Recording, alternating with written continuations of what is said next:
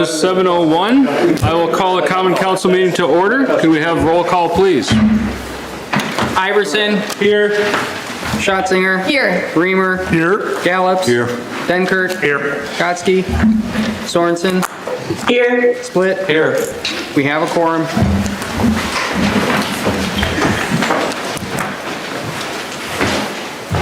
I pledge allegiance to the flag of the United States of America and to the republic for which it stands, one nation, under God, indivisible, with liberty and justice for all.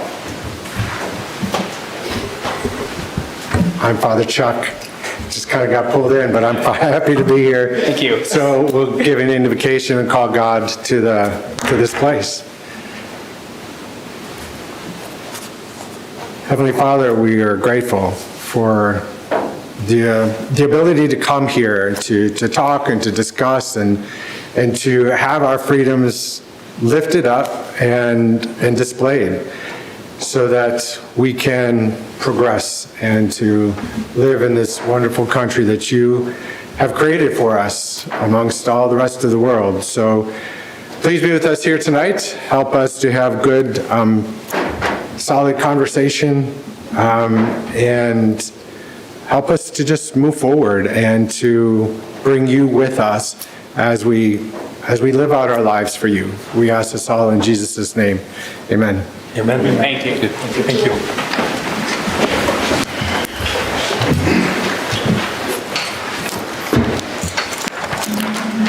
Is there a motion to approve tonight's agenda? I'll make a motion to approve tonight's agenda, Mayor. I'll second it. Motion by Doug, second by Jolene. Any discussion? Hearing none, all those in favor of approving the agenda, say aye. Aye. Opposed? That is approved. We had no one sign up for public comment. Moving into accepting informal reports from standing committees and staff. Tonight we just have the financial report. Is there a motion to approve as published? I'll make a motion to approve as published. Second. Motion by Doug, second by John. Any discussion? Yep. Doug? Thank you, Mayor. I like looking over these and asking questions, so I've been in email contact with Adam starting Friday night, and he answered today. So a couple of things that I want to point out there. There's a line energy bill of, well, at least there might be multiple items for some of these. $49,757.42. That is a power bill for the city, and I don't believe it includes the library, and that includes like wastewater, the wells, DPW, City Hall, anything that's owned by the city, that's part of it. I guess some of the street lights probably. I wanted to point. That does include the library. It does? Okay. Yes, it does. Okay, because I know the library, I think, reimburses for that, because we pay it, but that's the aggregate then for the city for that month. And I saw Badger State Waste, and there were multiple ones, and I saw one for $11,425. And Adam has told me that is for sludge hauling from wastewater treatment plant, and those costs, they're being reviewed as part of planning, but those have gone up just because we're at capacity to hold that stuff. So we have to get rid of it. City of Appleton, that was weights and measures billing because they do the gas pumps and everything in the city of Ripon. We don't have our own people do that. That's not cost effective. And then the big thing that I saw was the Compass Minerals for various amounts for like $2,000, $6,000. That's road salt that Adam has informed me that a couple of years ago we went to state contract to get it instead of the county to help control costs. So I kind of thought some of this stuff was for different things. That's why I asked. So when people look at this and they wonder about what that's for, even later on, they could contact City Hall or one of the members of the council and try to get an answer. One of the things as a city alderman that I want to provide is transparency in government here and not to hide anything. I said, yeah, that's what that costs, that's what that's for. And sometimes I don't really know what this stuff is, but I'm looking at it and I've seen it there before for like, FDLC treasurer, that's part. Thank you. Any other discussion on the financial report? Hearing none, all those in favor of approving the financial report, say aye. Aye. Opposed? Do a brief update of what is going on with the Chamber of Commerce. You're probably already aware that our executive director and executive assistant both stepped down last month. So at this time, the board has really, I'd like to read for you. With both of those positions, with the executive director position open, the board of directors saw this as an opportunity to make sure that we are setting this organization and employees up to thrive and succeed. Our desires. That being said, I'm excited that Lydia has come back to serve in the executive assistant role. She will be very vital to the chamber's success moving forward. She's allowed for a very smooth transition process and opportunity now to grow together with the common goal to make Ripon a premier destination for business, tourism, and hopefully population growth. I feel confidently that I speak for our entire board when I say we are taking the future of that we feel would likely be beneficial not just to the chamber, but also to Main Street, and fulfill what our priorities are, and that is to really stand out and bring business. You have to forgive me, the financial reports, just getting used to at this point. I was voluntold that I'd be coming here tonight. Voluntold that I would also become the treasurer of the chamber and as the executive team de facto executive directors of the chamber. So now this is not including the most recent deposit that we received from the city, but from first, second, third, fourth, distributions from the city, distributions from the chamber to the Little White Schoolhouse and Ripon Main Street. Our 2024 report has $20,405.93. As you know, the chamber is responsible for a handful of significant events throughout the city, one obviously being Dickens. We feel that potentially with a shared services agreement or potential consolidation of some sort of,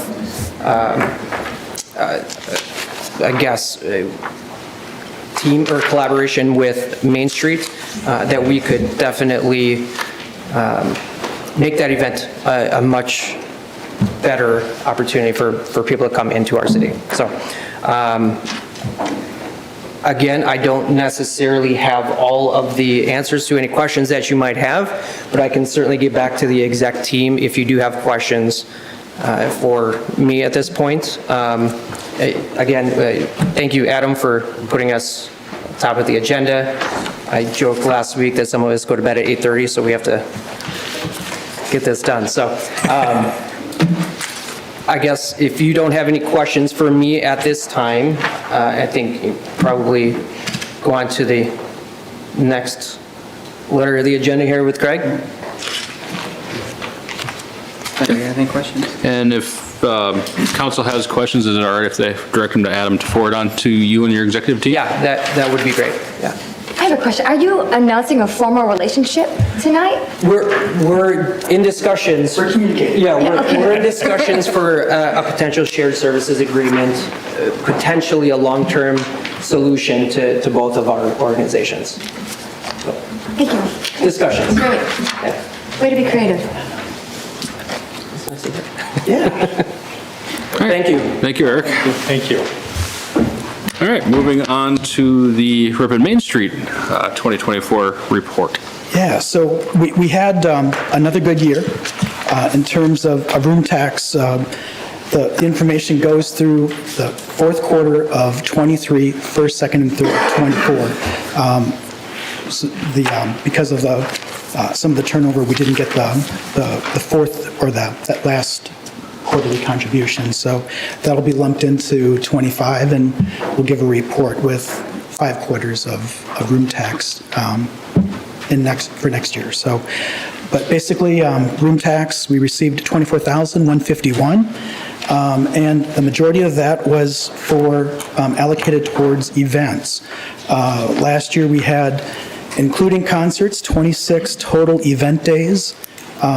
Created a new event called the Summertime Sip and Stroll, and out of that, 20 lights over the streets, so that was the 2,900 plus a few cents. We're doing a little bit more in marketing than we've done in the past. That was the $6,389 and a few odd cents. A lot of our activity has have the agreement that we have with the state of Wisconsin. We went from roughly 784,000 up to 814,000 individuals who came through the district. Their phones pinged. An ongoing system that measures cell phones from out of Ripon that come in or come through the downtown area? It measures all cell phones, Okay. and then the system breaks it down into 3 categories. Ripon, per se, I don't know if that's... And so you've seen, like you said, since COVID, so since 2020, 2021, that there's been a pretty steady increase. And even, it started in 2019, and we're well beyond where we were. So it's because of yeah. Thank you. Just a quick reminder to have everyone speak directly into their microphones. Steve? Hey, Craig. Say, in your report, do you show any spot where, instance, on Facebook, a certain band will, like Road Trip has a much greater following. They'll have anywhere from 20 to 30,000 reach for their event versus some of the other bands that have a smaller reach. thank you. Jolene? Thank you, Craig, and to the Chamber for all that you both are doing. I should say thank you to the Main Street and to the Chamber for what both of you are doing. As you know, I work in Fond du Lac, and That we planted this year, and I'm not a flower person, so, but certainly Sarah from Patina V helped us with the plantings, with the selection of the product. That's a part of it, part of the landscaping. It's also when trees need to be planted or replanted. That's in that line item. Various landscaping needs go into that as well. thanks. So downtown, there's always opportunities to do more. So I'm hopeful that we're going to be able to land a business in the coming weeks. And it's always nice to add one more piece to the puzzle. So might be something that seems relatively trivial, but being able to add that sidewalk, connecting the pergola to the outer sidewalk. It's important to make that space handicap accessible. Certainly just bringing more people here and having those comments, whether it's from people in Oshkosh or Fond du Lac, yeah, we hear that a lot. It's cool just to be a fly on the wall and walk up the street during events and hear the comments that are being made. So it's Possible collaboration. And then do you think that we'll see any potential interest in the Ripon area with the NFL draft coming up in April here? So far things from what I'm hearing, now it's, we're in that final month. Like most, I'm heading up there for the first round, and but I'm hoping we'll get a little bit of that, but right now it doesn't seem to be happening. We get more impact off of EAA and... Thank you, Craig. All right, thank you. Eric? Thank you. All right, moving on to our next item, the Small Business Development Grant Agreement with WEDC. Adam? Has been finalized. There have been no changes to the draft with the contract through the WEDC. So take a step back, I would say about 6 to 8 months ago or so, the WEDC announced that they had $3 million or so available for small business development. From that, they asked municipalities and economic development organizations to submit applications to create economic development programs for your community with an eye that isn't checked in your community. So that could be funding facade improvements, could be grants, could be loans. But the idea really was collaboration and not just having every community, because certainly that's just lifting one municipality. So what ended up happening is through a few conversations with city administrators and Envision Greater Fond du Lac, we decided that, let's take a shot at creating a revolving loan fund. And let's apply for dollars to fund that. Some of the justification was, we used to have a CDBG economic development revolving loan fund that is gone. It hasn't really been replaced in places like Ripon or Ripon, as well as working with Envision saying, what is the gap? Where are businesses needing additional help? Because many communities have maybe one program, but not another, right? So they may have a startup, but they may not have an expansion. So through those conversations, it became clear that between Ripon, Waupun, Campbellsport, and North Fond du Lac, we were all kind of thinking, let's apply for something. So I volunteered to be the lead applicant, Ripon did, to the WEDC. So this contract is between the city of Ripon and the WEDC. But it will fund what we've created as the WRNC Opportunity Fund. Really the idea there, we have to build this out because it is a new program. But the idea is to create a couple programs to allow access for businesses to get funding for startup or expansion. Generally speaking, eligible businesses based on the contract have to be under 25 full-time employees. This is not downtown focused. This is any small business in, commercial areas or even industrial areas that are looking to start up or looking to expand. There's some matching funds as well as technical assistance that we put in. So we're not just giving away the money. We also have some dollars coming in from municipalities, as well as the businesses have to go through technical assistance through Envision Greater Fond du Lac. So we're vetting businesses, so on and so forth. So we've gotten to this point. It is not public that this is announced, but I have it here tonight because the city of Ripon has to has to approve the contract. Once it's approved by the WEDC, we can start getting dollars out, and we have a timeline. So this is not, this is a disbursement-based grant, so we now have to work as communities to try to get dollars out and work on getting that process filled out. So it's an exciting opportunity for the communities that participated here in Fond du Lac County. It's partnership between Envision and some of the more rural communities in the county. So we were happy to push this forward, and we were even happier to find out that we received funding. So it's $240,000. Adam, are you going to give us a rundown in the future of people that have received these grants? Certainly something we can do, reporting out. I mean, ultimately, there may be a component where the city has to, either through the CDA or through another TIF district or some other program, match some funds, so those will come back. But generally speaking, the fund will kind of operate independent of the common councils, and there'll be a review board with representation from each community. Certainly if there's, one that gets announced, I can let you all know. But mostly this is money coming from the state, and if there's any other approvals we need, we'll certainly bring it forward. Thank you.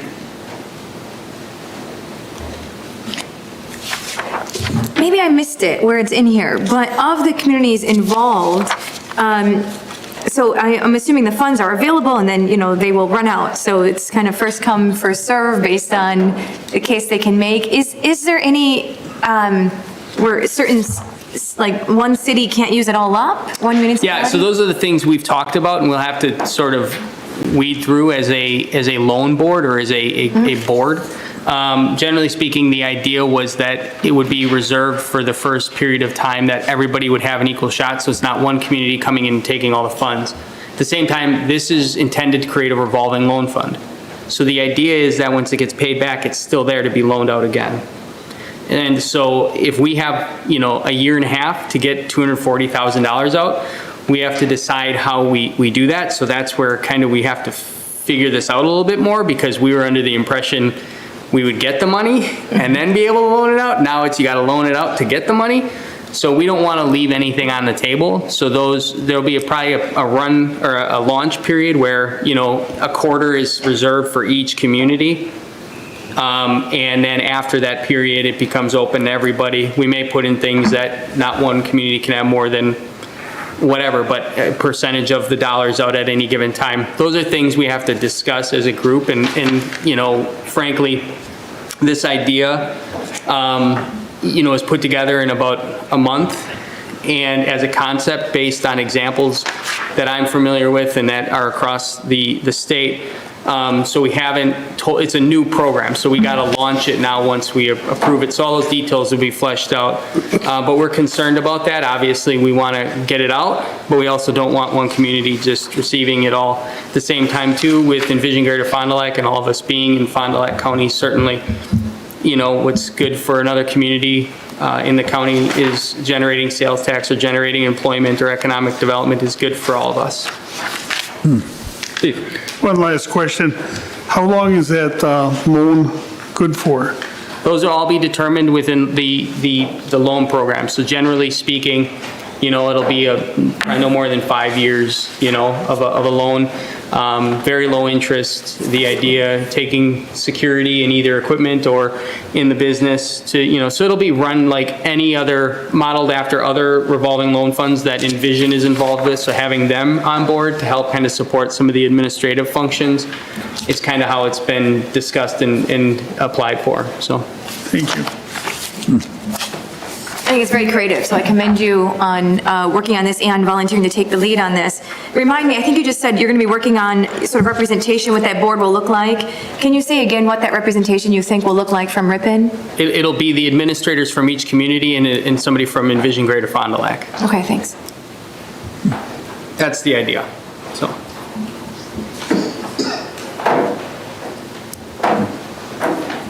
I'll make a motion to approve the Small Business Development Grant Agreement with the WEDC. I'll second it. Motion by John, I got the second from Mark first, sorry. Good enough. Any further discussion on this item?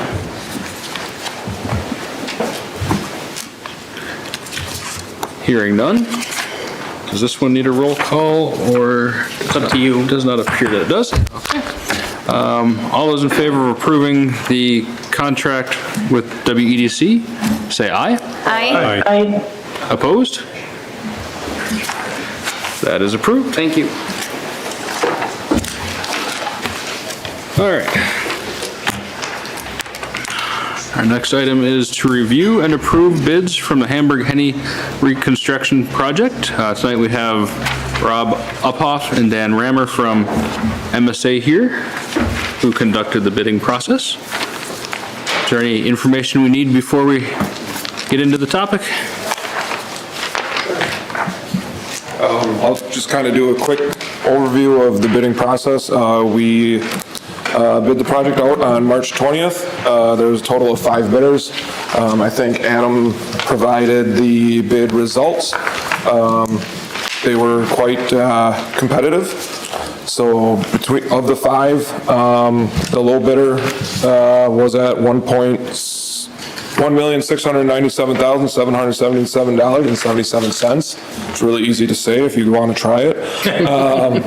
And then the highest bidder actually was at 1.9-ish million. So with 5 bidders within 200,000, you're about 10% there.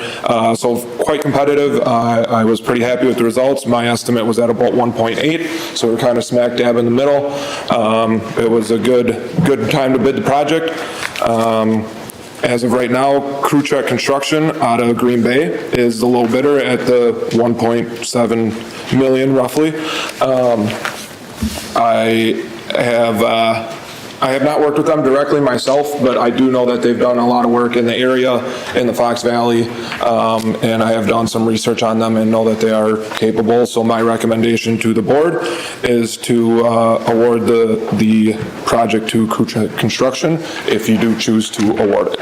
So they are the lowest responsible bidder. And this bid is for the entire project, street surface and utilities? Correct. It includes sanitary sewer, water main, storm sewer, road, new curb and gutter, new sidewalk, basically complete reconstruct of the entire street. There is one stretch of sanitary sewer along Hamburg Street that was lined recently, so that is going to remain. But basically anything else that was any other utilities under the ground are going to be replaced. So. I'll just add, so this is funded by a CDBG grant, $1 million CDBG grant. So this bid came in that we would be able to maximize that award as part of the project. So with other soft costs and engineering, we're in that $2 million range for the total project? A little less than that, probably about 1.8. Very good. 1.9.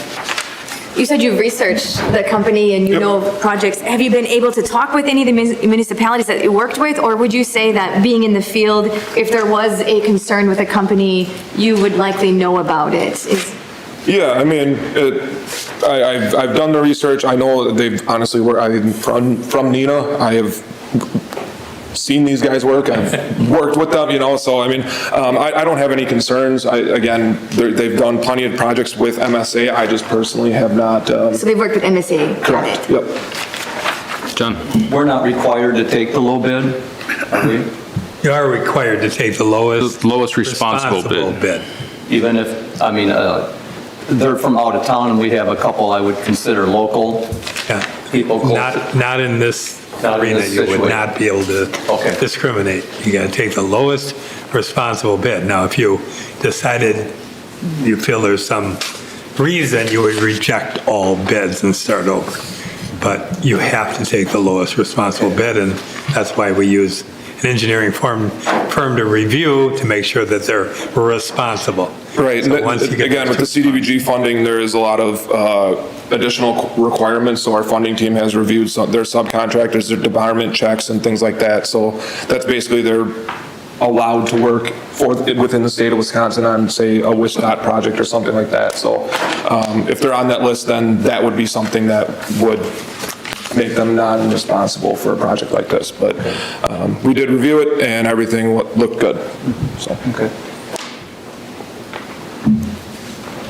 Further discussion or motions?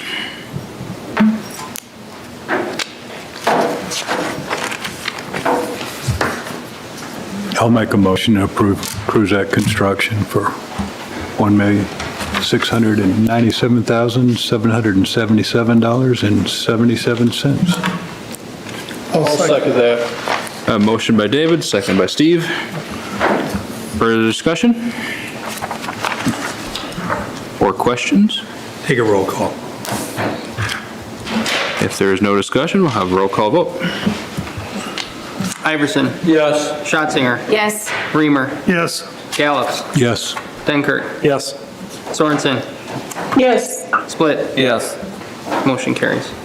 Thank you. Thank you. All right, moving on to our next item. Bringing this topic back from the last meeting, ordinance to amend section 12.21.020, one-way streets, adding Blossom Street to that ordinance. In your packets, you have a staff report, a little more detailed than the last time.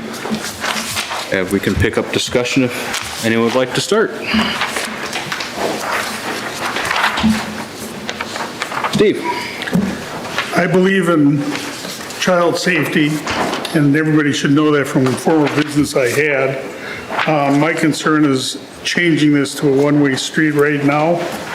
I understand that they need to unload buses and have an area for that. They need to also consider unloading the children over at the daycare center that's across the street, so the kids aren't running in front of the car to get there, or whatever they have to do, even though they have a parking lot. And right now, I propose that we go with a two-way street until we can assess what kind of traffic we really have there. And we can restrict the parking on that street at certain times, and that way they cannot park down below the park, or where the crosswalk is for the daycare center. That's my feeling right now, and it's not because I'm against children being safe, and I'm not against the Boys and Girls Club, because I'd like to see how people take this. I will draw your attention to the staff report where it says with vehicles parked on either side of the street, there is remaining 12 feet of traffic lane, which in current standards for road construction, the minimum is 10 feet for a lane of traffic, and 12 feet is a more comfortable lane of traffic. And the road, I didn't see it in the report, but I did ask our Public Works Director what the actual measurement from curb to curb is, which is 29 feet. So at a 12-foot lane for each direction, it leaves you 5 feet to park a car on one side. So unless those cars are 2.5 feet wide, there shouldn't be parking on the street, period. All right, then eliminate the parking. But the point is I'd still like to see it be able to use the street at go the other way for the church and for other reasons. And restrict the, well, if you're gonna restrict it on both sides, fine. But like I said, I'd like to see in the future, you know, what kind of congestion they really have before you make it into a one-way street. Thank you. Doug? Real quickly, since the Boys and Girls bought Discovery Preschool, that will be shifted over to their building, correct? I believe it will still operate in the church. Okay. But it'll still, okay. Thanks. Mark? To Steve, I was thinking about this as well, and I think regardless of the parking situation, kind of where my mind went with this is, if I'm driving down a road and I'm looking for pedestrians of any kind, and there's a car oncoming towards me, I feel that it's kind of just human nature to pay more attention to the car that's oncoming towards you rather than to, you know, your peripheral vision. And just for that one fact of, you know, if you're two vehicles approaching each other, you're going to start to pay attention to each other more, regardless if there's a car next to you parking or a shrub or anything, but you're just, human nature is to, don't want to hit head on with that car that's coming towards me. I think moving it to a one direction, a one-way street would help just with that one fundamental fact of if there's traffic coming both ways, it seems to just be a higher priority for a vehicle and the person piloting that vehicle to pay more attention to the other traffic than it would be to look for, obstacles or danger. Like I said, whether it's a parked car, a person, a shrub, a curb, whatever it might be. And I think, as I was thinking through, that kind of seemed to be the major, just like the major point that I just kept coming back to, where it doesn't matter what the parking ends up being. We should make it a one-way street right now so that our traffic patterns and the people that are driving up and down that street or driving down that street, if it's a one-way, then start to shift that mindset or start to understand that, oh yeah, I'm not going to have to worry about any other vehicles oncoming towards me. I'm just going to be looking, at the road in front of me clear and make sure that there's no obstacles there. And that was just my opinion on it, so.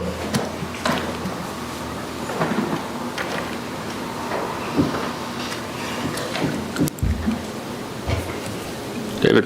I'd like to make a motion to make Blossom Street one-way as written on the diagram. I'll second that motion. A motion by David, second by Mark. Further discussion? Jolene?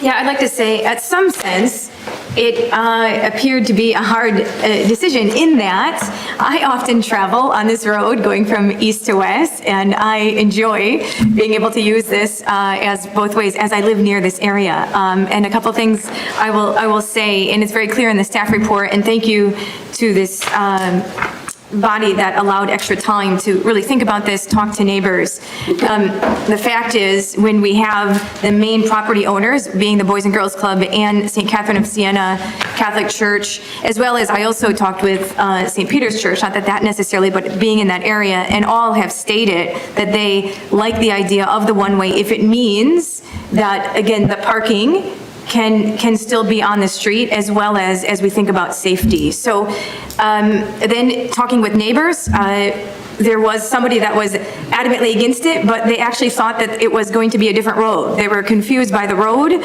Once they learned that it was just Blossom Street and it wasn't going to pertain to other roads, they were good with that. So when I look at the neighbors, who I hadn't heard any concerns other than that sense of, maybe for that 30-second convenience.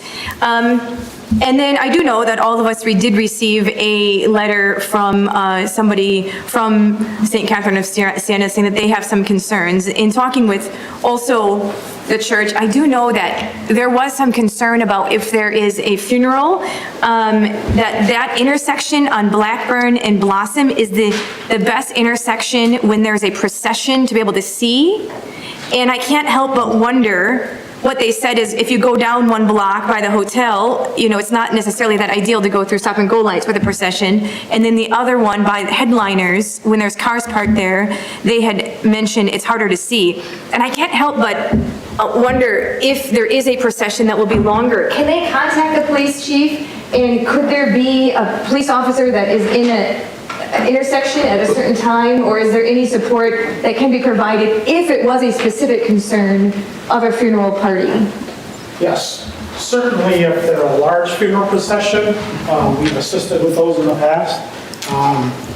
There is some liability concerns about doing funeral processions all the time for just small funerals, but if they have a large procession that they think is going to be large, we can certainly help with that. Okay.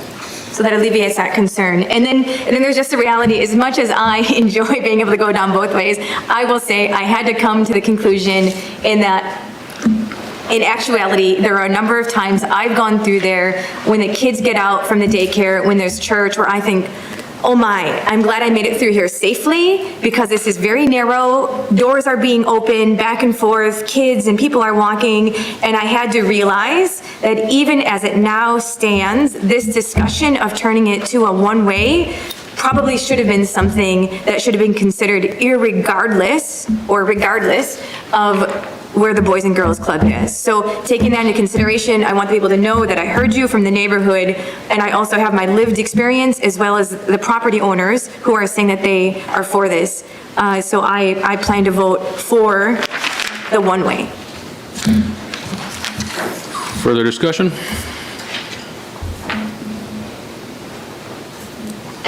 One last call, further discussion. Steve? I just wanted to explain, I understand eventually this would be a one-way. It's just that I didn't think it was pertinent to do it right now. Oh, I see. And that's the only reason I said what I said. And it's because I care about the kids just as much as you do, but I don't know how many buses they're going to have, what time of day. I mean, we're talking, is it just congestion between such and such a time? That was my only concern. And about Sunday for the church, I'm looking at the handicap situation, or having elderly people, not parking 3 miles away. And that was my only concern. So to Steve's point, do we know when this will go into effect? Do we have a plan? So there's a couple things. Obviously, the Boys and Girls Club is set to open in around June. That won't be in peak school season, obviously. We anticipate 2 to 3 buses a day picking up and dropping off.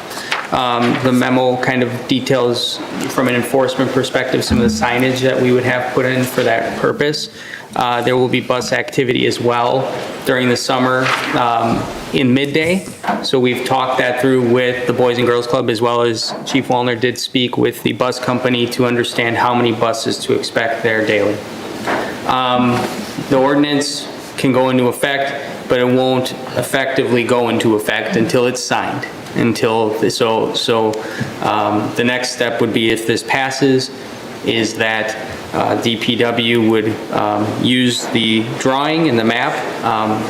Alan and his staff did measure it out, so what was provided as a plan was as close to scale as we could get, with all setbacks and parking minimums required for vehicles. They would then execute that in tandem with the opening of the Boys and Girls Club, in hopes that, by their opening, it is a one-way and we have everything painted in good weather dependent. We have to buy some paint and get some signs made, but those things certainly, I don't think will be a challenge, given that we have a couple months to figure it out. So, but just to follow up, are you saying that this won't be one way for a couple of months yet? It won't be until it's posted, right? So it won't be one way immediately. Bill and the police department won't be enforcing it until it's posted. Thanks. And my guess would probably be sometime in May. Give them a couple of months to get everything lined up and painted and signed. Is there anybody here from the Boys and Girls Club to speak? I don't believe so. Okay. My only question was, if the buses are on Blossom Street, will a car still be able to access the approach and go up into the property and drop their kid off at the door? Yes. So they don't find that that's going to be a problem with kids going off the bus into the building and the car? They have a path that they put in for that reason, to make sure the kids stay in that path area, and they have supervision there loading and unloading kids during that time. So, there always could be, but you're going up to the front door and you're stopping, dropping off your kid. I don't know if that's their exact plan, if they're gonna allow that or not, but it certainly does allow for it in terms of the flow. It's just making sure that it's not at the same time, or that people are aware of that crossing area. And what was described sounds very much like the elementary schools have a monitor helping the kids across the parking lot right by the front door. I guess I'm a little disappointed with the Boys and Girls Club that there's nobody here to represent them. But that's their decision. Any further discussion? And once again, any further discussion? Hearing none? Roll call. Yep. All those in favor of approving the ordinance to amend section 12.21.020 one-way streets, adding Blossom Street? Roll call, please. Iverson. Yes. Schatzinger. Yes. Reamer. Reluctantly, yes. Gallops. Yes. Benkert. Yes. Sorensen. Yes. Split. No. Motion carries.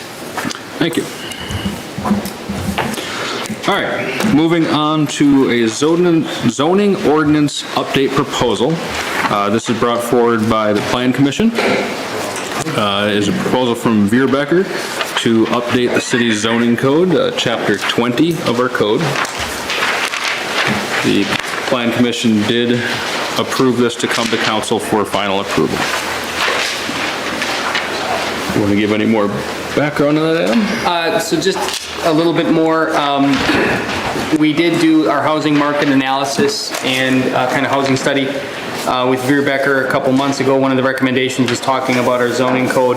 but taking a more comprehensive review of the zoning code. A couple years ago, we did rewrite some of our housing, R1 districts, but our comprehensive review hasn't been done since 1998, so that includes the other districts within the zoning code, industrial, commercial, et cetera, right? So I engaged Veer Becker just to talk about if they would be, had time and availability to help us through rewriting the zoning code. We took it to the Plan Commission. They voted to recommend approval to the council. It's a $15,000 expenditure, with the first phase being $6,000, that's a review, and then the second phase being $9,000, that's the actual rewrite of the code. There's a whole process that they've laid out, including Plan Commission, public hearings, council. There are other areas of the code that need to be looked at that Alan and I have talked about in great length. So the idea is to put that all together and do it in one, because every zoning change requires a public hearing and a whole process. So doing that piecemeal like we've done over the last almost 30 years, just kind of revisiting it all at once and bringing forward a revised zoning code is the idea here. And we did budget money in city improvement and planning to do a project like this. So it's for your consideration tonight. Mark? I was for this in the Plan Commission meeting, and I'm still for it. For a couple of reasons. Clearly, we've had some changes in our ordinances for, chickens, apiaries, beekeeping. We also are in a pretty severe housing shortage, which I think our 2 housing studies have seen. And I think anything that we can do to make the process more streamlined and make it a little bit easier for either a homeowner or a property owner to improve or maybe add a bedroom on, or I know there's sometimes discussion about ADUs, accessory dwelling units, which is maybe like an office or a guest cottage type thing in your backyard. I'm all for that because we're a fairly small city. We don't have a ton of areas that we could infill, so I think the zoning code needs to look at every piece, everywhere the city has, to help encourage development, whatever that may be, not just housing either, but also in our commercial and industrial spaces. Doug? You said the last comprehensive was done in 1999, Adam? Looking back, Ludd did say at the Plan Commission meeting was the 90s. I looked back at the code and it appears 1998 was the last major overhaul. Okay, considering I think they should be done much sooner than 25 years or so, I think this is overdue then. So good, because when we're talking about ordinances, sometimes there are these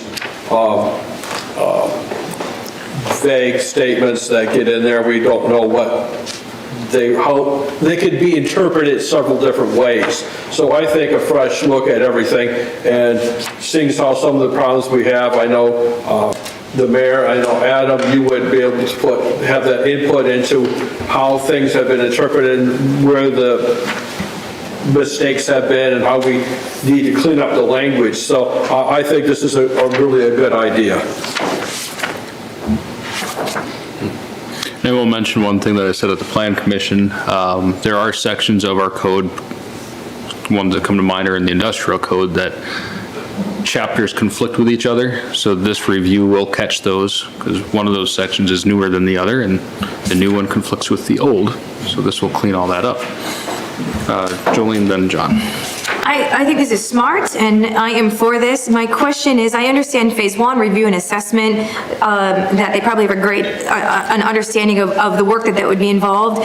When it's regarding phase 2, revisions and updates, I feel as though it's hard to know. I mean, there might not be many updates or revisions, and knowing how old this is and where we are, maybe there will be. But I guess I just question, how can we set a specific number, or I guess will it be up to $9,000 that we're approving spends versus a flat $9,000? Yeah, I think, the second part is going to be the more intense part. It's going to take a lot more in-person time, as well as rewriting everything. That is, I can tell you with confidence, Alan and I have had probably 17 conversations about rewriting sections of the code. The rewriting part is where we get stuck, right? And then it's the process part. So I think it's a fair estimate for what the work will entail, because it will be a comprehensive rewrite of the entire chapter and whatever is found in terms of weaknesses or contradictions in the first phase. So rewriting it is the harder job, no doubt. It just is. Yeah. So my original then question was, should it be written to, go up to that amount? But what you're saying is that we might be lucky to get it done, perhaps, it's a lot of work. So do we know, are they committing that they will? Yeah, this is the estimated amount. You can say not to exceed $15,000, and then if we do, when we have 95% of a project done, I'll come ask you for another $1,000. But no, I'm confident that we'll be okay. Okay. John? We touched on that $15,000 in the Plan Commission meeting, that it's a lot of money, but then again, it's not. And Adam touched on it would take city staff years to do the same amount of work. We can ask Lud, but it may cause him to Been doing it for years. So it's money well spent. We'll review everything. Obviously, the city attorney will be involved. We'll get all of the Ripon, aspects of our current into this and get the best practices and kind of put it all together. And that's really the job here, is making it ours. Doug? Yeah, I'd just like to point out that they're going to look at the City of Ripon Comprehensive Plan. We just had that done, a couple years ago? Yeah. Updated. The Outdoor Recreation Plan that we're using to base on the renovation of Selfish Park, among others. Our housing market needs analysis. They're going to look at Wisconsin state statutes related to zoning. That changes, every so often, that maybe we haven't caught, or we kind of know about and haven't really, adopted that in. And there have been, as they point out, there have been some U.S. Supreme Court decisions regarding where homeless can encamp and all that kind of stuff and what we can do. That's factored into this. We're going to look at what staff is and what they have annotated in the zoning code that they think is a problem. So that would be like Adam, that would be like the mayor, that would be anybody else in staff, that Alan maybe looking at this conflicts, this doesn't make sense here because it's done piecemeal. They are going to do a lot of work for that money. But they know what they're doing when they look at this. So I think this is a great idea. We need to make sure that this stuff works together. So thank you. I don't believe we have a motion on this topic yet, if anyone would like to make one. I'll make a motion, Mayor. I'll second. What is your motion? Yeah, What's your motion? I'll make a motion that we accept, Herbert. Yes, here it is. Sorry, I can't even say. Becker motion to update the zoning ordinance proposal, up to $15,000. And that's second? Okay. Doug has the motion, Mark has the second. Any further discussion?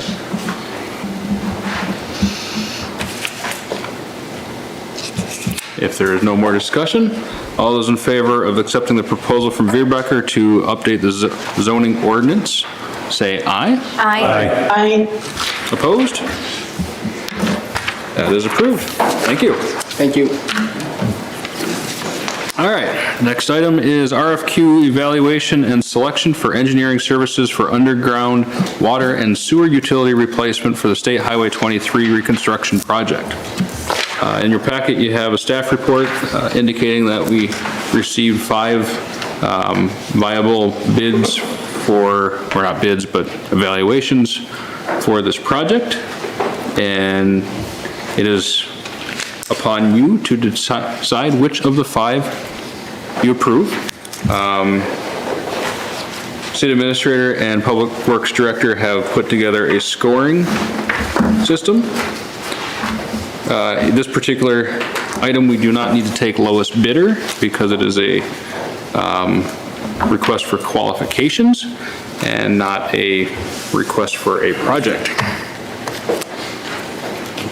So if anyone has any place they'd like to start with discussion or questions? If you want, I can just give a high view of why we're here today, right, on this issue. So the state of Wisconsin has committed, and we have signed our state municipal agreement to reconstruct State Highway 23 in 2030. So it's 5 years out. That is from Douglas Street to around Houston and Blackburn to Union. So it is a significant project, arguably one of the largest road projects in the community's history, and one that is very costly. The state does all of the engineering and work on the civil for road and stormwater. We are required to, as a city, if we want to redo utilities, we are required to design those and pay for those ourselves 100%. We pay at an 80-20 split the rest of the project. So that project is being planned out by the DOT. They go through a procurement process and select qualifying engineers to work on projects. They selected Mead and Hunt to do the state side of all of the engineering services for the project. We've been working through this with the state, and essentially it's come to the point where we need to begin planning out our portion of the project. There are targets and deadlines that have to be met in the next generally year, because as they get to 60% plans, we need to know where we are at in terms of our plan and what we are replacing. Our intention is to replace all of the underground utilities as part of this project, okay? So that is a significant dollar amount to the tune of, $3 million or so, depending on how it all gets sized and put in. The goal is to do this all in one construction year, to not take this into 2 years. So that puts a lot of pressure on us to stay on the timeline, to get this project done, and to ensure that it's not delayed for any reason whatsoever. Because if you take this into a 2-year cycle, oh boy, right? This is significant to our community and challenging with all the roads and areas that'll be shut down. Ultimately, Alan and I worked on a quick review of our utilities and put together a short RFQ based on some of the information from the DOT. And so it's a request for qualifications. That is not a request for proposals or a bid. So we received 5 total proposals from Mead and Hunt, MSA, SCH Kapoor, and Robert E. Lee. Based on qualifications and the scoring matrix and what we asked for out of the firms, we weighted things differently. So firms, qualifications, experience, et cetera, 25% you can see here, all the way down to the cost proposal at 15%, project timeline 15%, understanding of scope 25%, and project team 20%. So through that, we were able to rank, and we have taken the top 3. The bottom 2 were either, generally speaking, the highest cost or the least in our view of the review. So that would be Robert E. Lee was the highest cost. Kapoor was one of the lower costs or the lowest cost, but they had the least amount of experience and least amount of project examples that related to this work. Ultimately, you can see the ranking there. It is really close, and we have existing work and relationships with some of these firms. Through reviewing them all, I will say that you have the top 3. We're not making a firm recommendation because we feel that all 3 could get the job done. Ultimately, it's up to the council to then kind of decide what direction you want to go. I will say that you can kind of see the scoring matrix. Generally speaking, Mead and Hunt is doing the larger project. So I think from a cost perspective, they're able to probably maybe be a little more efficient because they have, had boots on the ground already. But I will say that through reading through this and talking to other communities and talking through engineers, or talking with engineers, the reason why it's not a clear-cut, here's a recommendation from staff, is because we really have to be deciding what's in the best interest and who's looking out for the city in this project, right? That's really kind of what Alan and I have talked about over time is, there have been examples of work from some of the engineers that have the contract for the state and the municipality that have caused problems because there's nobody really giving a double check So Mead and Hunt is doing the project, but they're also doing the project for WSDOT. They have a contract and obligations to meet from WSDOT. That's likely paying them more money than what we would be paying them. MSA in our rating had the best team, a great list of projects. They had a little bit higher of a cost, but we are familiar with MSA. MSA came, Rob and Dan are here. They came and met with Alan and I to better understand and kind of even ask us questions about the project that were important, that led to an addendum to the RFQ to make it more fair, right? Because there were some significant questions they asked about how we're planning things out in the community. How is this going to affect projects we have going with them already? Like, we did St. Wenceslas, we tried to plan ahead. We did Houston Street, so on and so forth. And in SEH, we've worked with them before, and they had a nice list of projects that were similar. And they understand our water system and some of the challenges there. So those were the three proposals that rated highest that we would recommend you review and make a decision on how to move forward. Certainly can answer any questions you have. Mark? I have a question kind of stepping back actually a little bit, and I don't necessarily think there'll be a good answer for it tonight, but obviously the state wants to continue the state highway kind of as it is and where it is, but has there been any discussion from the city to the state about bypassing or trying to move some of the traffic out of, at least maybe the semi or truck traffic out of the downtown, the Jackson Street, the Highway 23 Jackson Street corridor there, seeing as it's primarily residential and small business and not industrial? There has been no discussion regarding that. I think there's been changes to the state highway over time that have taken, trucks certain ways that, they're still using. There is a bypass already on 44 using Oshkosh that we have taken, and they use Douglas. Well, I understand that, to have that traffic count come, a block from the downtown and have regular traffic use that is really, really important. So bypass of a state highway around things like downtown and economic development centers, I don't know if I'd go there. And generally speaking, I don't know how they would handle doing a reconstruct and then vacating the state highway. They likely wouldn't do that. So, we haven't gotten there with them on that. They have plans. They are going to have meetings with the public about in April regarding their initial design of some of this. So we haven't talked to them specifically about bypassing because frankly the road is shot and it needs to get fixed regardless of if there's a bypass. We'd rather do that with them paying 80% whether it's a state highway or not. Yeah. I understand that and I get that. I have a fear that as the state wants to improve the state highway, especially for truck and industrial use, which seems to be a reoccurring theme with the Highway 23 project, that they will just impose more and more restrictions and more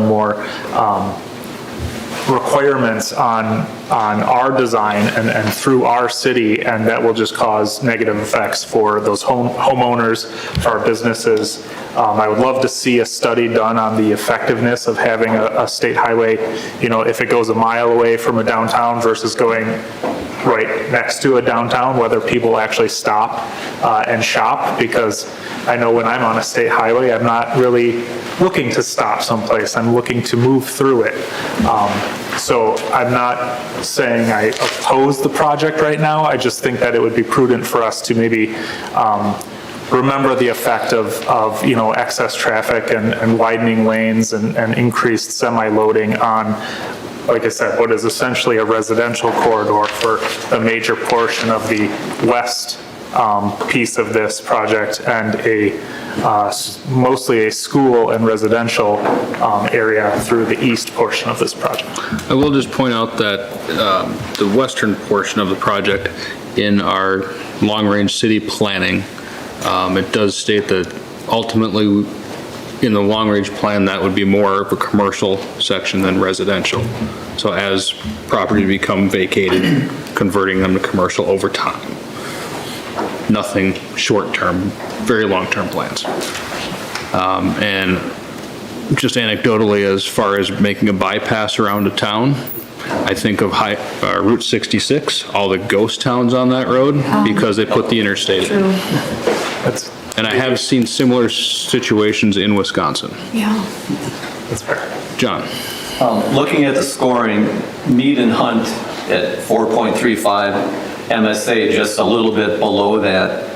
I personally feel better with MSA because I think they're a little more familiar with Ripon and Department of Public Works and working with Allen and things like that. But my question, I guess, is there ever a conflict with the two engineering firms working on the same project? If Mead and Hunt is doing one. I mean, MSA's here, they probably know better, but, you know, I think the information is shareable, and that's the, you know, I think everybody respects everybody's role. Yeah. And as the city, who we are we're already paying Mead and Hunt 20%, right? We're already paying them a portion of the state. Right. Yeah. You know, so what they're working on is stuff that we have a stake in. So I would just say that, you know, it may add some, you know, that may be why there's a little bit of a cost difference, maybe, just because you're having to get through some more information, but ultimately, the information is there to be used by both, and I think the DOT would step in and have a problem if there was that much conflict, because we have a timeline, and we have to stick to it, and certainly, you know, those who do these more than I do, this is Alan and I's, I think, first state highway project, so you know, we haven't had, you know, conflict like that we've seen. So I'll put a question directly to MSA if you're willing to answer.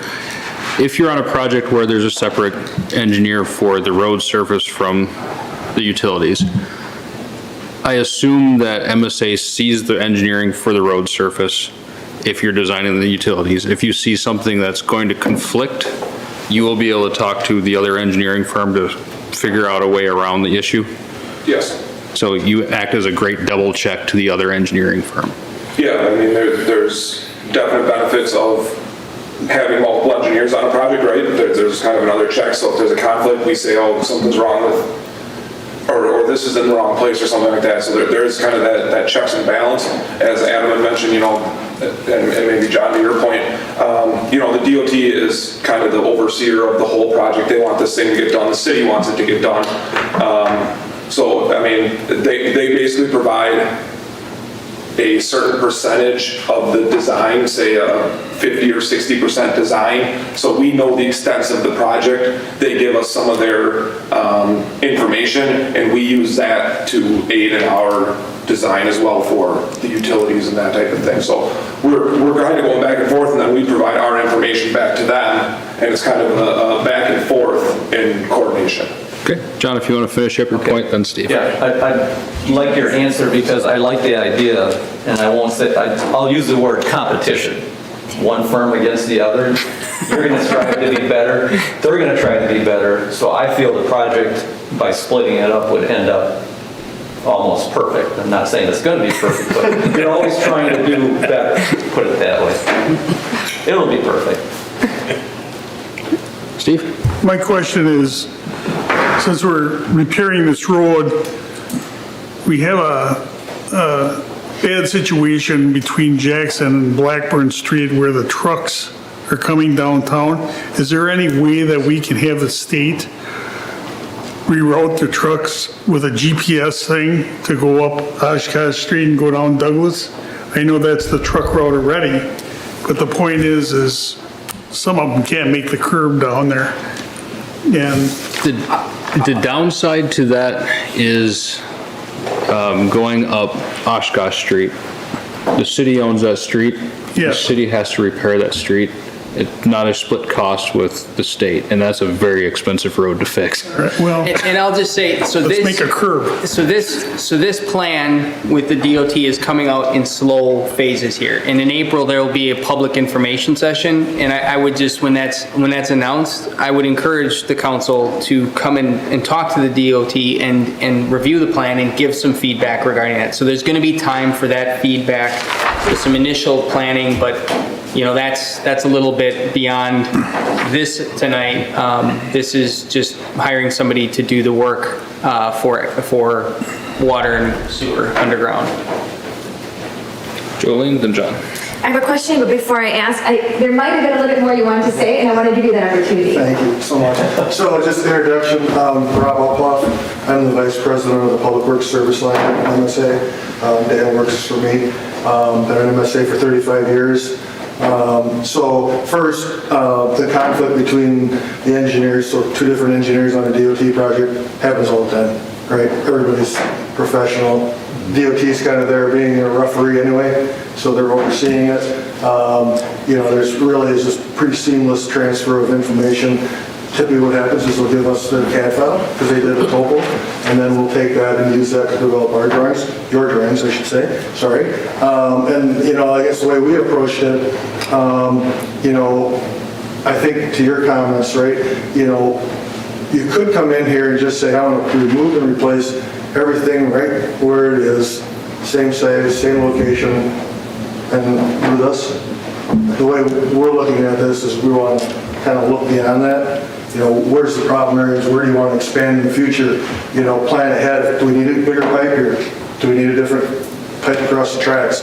You know, those are the things we want to, I think we're here to look out for you, but also just know that we do a lot of these with the DOT. So we have an entire mobility group. We have a whole group that does what Mead Hunt does, but in some cases we just can't because we're doing municipal work for a community. Like if we're the city engineer somewhere, we can't really do that type of work. So I guess what I'm just saying is, I think it's probably more common that there's other consultant that does the utilities, but we've seen it both ways. So, and I just wanted to introduce myself. Why is this guy that you haven't seen sitting here? So, Thank you so much. yeah. And so then my follow-up question is, and first of all, I want to say, you know, I mean, of course, when I look at this, my comfort level is highest with MSA. I mean, you're here in our community. We've worked with you. But so maybe for also everyone listening, can you remind us, so now if we've identified sort of a top 3 qualified, can our next step be that all 3 of them go out for a request for proposal? Why do we decide tonight on one? And also, if the only holdup is that they're more expensive, can there not be some negotiation right now with MSA and this project? I mean, so the reason why the price, right, is only weighted at 15% is this is not a request for proposals, right? This is a request for qualifications. And I think you can see how we rated it, why MSA is competitive even though they may have had a higher price, because they have more comfort level. They have, same with SCH, you know, they have a history, right, with us, and they have a list of projects.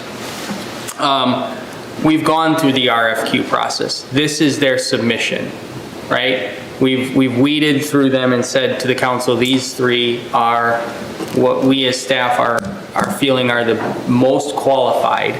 based on the rating and what was issued to them, because we've been working on this for probably 2 months already, if not longer. So really, it comes down to, if the council is happy or it feels they can come to a consensus on one, we would recommend moving that one forward to develop a contract, and then we would bring that forward again and have the contract executed at a later date. It's basically, a lot of the work has been done. To go back and say, hey, resubmit something or, change something is a little, the time has passed on that, right? Somebody could come in and say, well, yeah, I'll shave mine off by, $40,000, but, that's done. That ship has sailed. So ultimately, like I said, I think to keep this moving, we got to get to work on the actual plans. There's timelines that we set in the RFQ that, if we delay this, too long, it's going to start bumping up against, a year from now having 60% plan design done for the DOT. Because DOT is on a schedule because at 60%, they need to know if they need to buy land. And that's really, yeah, So I will just point out the fact that this total project cost is somewhere in the neighborhood of, was it $8 million? Yes. Yes. And we're talking difference in price between the top 3 firms of $30,000 to $40,000. So on an $8 million project, that small of a difference is, in my opinion, negligible, if we're just looking at the price. Well, I'm going to have to agree with John here, which rarely you're going to hear me say that. But I do think MSA would be the best candidate here. And, we're, like you say, it sounds like a lot of money, but it's one of those deals, if you look at the total cost, these guys have history with us and they're going to continue to move forward with us, and they're going to protect us better than the M&H we've never used before that I'm aware of. So I'll make a motion to approve MSA for the contract for $210,000. We'll second that. Motion by. Need the price yet, do we? You don't need the price yet necessarily. You can accept their proposal. Directs that the administration move forward. Wait, aren't you, Contract. it says here you're negotiating a contract. Right. Moving forward. So the price is. Yeah, we'll bring back a formal contract. So we're going to pull back the price, and your motion's going to be to direct staff I'm good with that. to the reconstruction. Approve MSA, move forward with MSA. Yep, to negotiate a contract. Yep. I concur. So we have a motion by David, second by Steve. Any further discussion? So the motion is to have city administration move forward with a contract with MSA for the engineering services for underground water and sewer utility replacement for State Highway 23 reconstruction. Perfect. Do we need roll call for this, Lud? Yes. Yes, okay. So we have a roll call vote. Adam? Iverson? Yes. Schanzinger? Yes. Reamer? Yes. Gallops? Yes. Denkert? Yes. Sorensen? Yes. Split? Yes. Motion carries. Thank you. Thank you.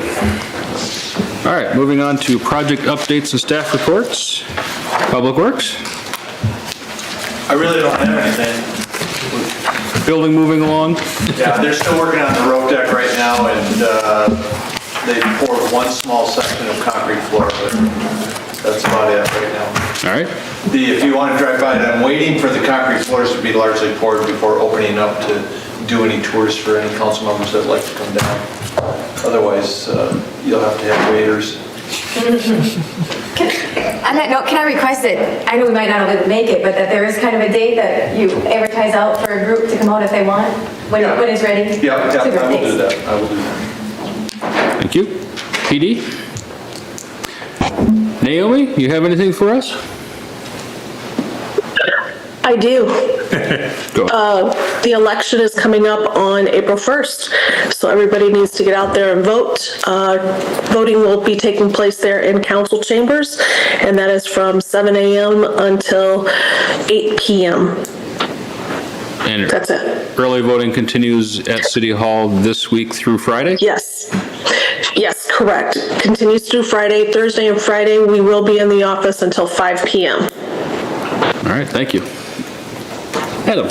I just provided you a second report for the month, so just on there is a library project update, a TID 16 creation update, fire and EMS study update. So basically, as we move into April, all of those will appear on the agenda when ready, some of them more planned than others. The library project PRA will be here to give an update. The library board received an update last week. The fire EMS study, there's a conflict in scheduling for tonight, so they postponed till April. A little discussion about the in-rem property downtown, and then two other small updates that will be coming forward or clean up things that we've been talking about at a council level. I kind of just want to voice my displeasure at the length of time it's taken PAA to present this report. And that's all I'm going to say about that. Yeah. Any questions for Adam? If you would like to talk about that, I'd be happy to talk about the reasons why. Absolutely. Yep. Just in regards to that certificate of appropriateness public hearing, if anybody wants information on that, they can just get a hold of me or Adam and fill them in on what's going on with that. Or even Ludd probably knows more. Thank you. Thank you. All right. No real communications or appointments tonight. Just want to thank council for a productive meeting, and there's going to be a lot of productive meetings coming up shortly. We have a busy year ahead of us. Any future agenda items or comments from council? Would anyone like to make a motion to approve? I will make a motion to adjourn. Motion by David, second by Mark. All those in favor of adjournment, say aye. Aye. Opposed? We're adjourned at 8:30. Thank you.